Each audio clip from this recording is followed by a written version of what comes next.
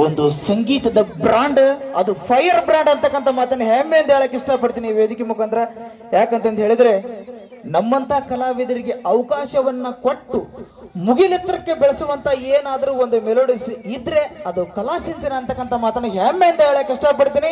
ಅದಕ್ಕೆ ನನ್ನ ಹೃದಯಪೂರ್ವಕವಾದಂಥ ಧನ್ಯವಾದಗಳನ್ನ ಶಿರಸ್ರಾಷ್ಟಾಂಗ ನಮಸ್ಕಾರಗಳನ್ನ ಗೋಪಾಲ್ ಹುಗಾರ್ ಸರ್ಗೂ ಮತ್ತು ಗೋಪಾಲ್ ಇಂಚಗೇರಿ ಸರ್ಗೂ ಕೂಡ ನಾ ಸಲ್ಸಕ್ ಇಷ್ಟಪಡ್ತೀನಿ ಅಂತಕ್ಕಂಥ ಮಾತನ್ನು ಕೂಡ ಹೇಳಕ್ ಇಷ್ಟಪಡ್ತೀನಿ.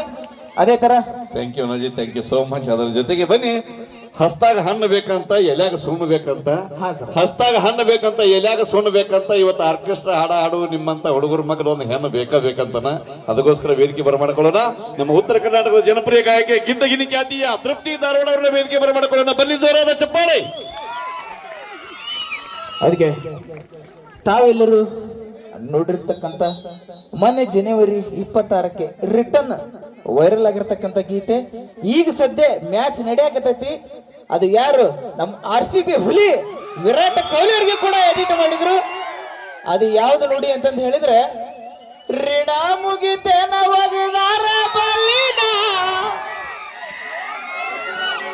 ಏನು ಮಾಡ್ಯಾರ?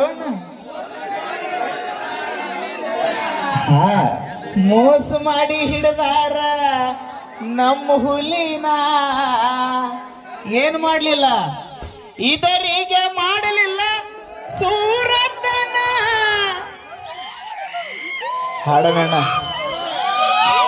ಅದ್ಭುತವಾದಂತ ಒಂದು ರಾಯಣ್ಣ ಅವರ ಗೀತೆಯನ್ನ ತರೋಣ. ಹಾಗೆ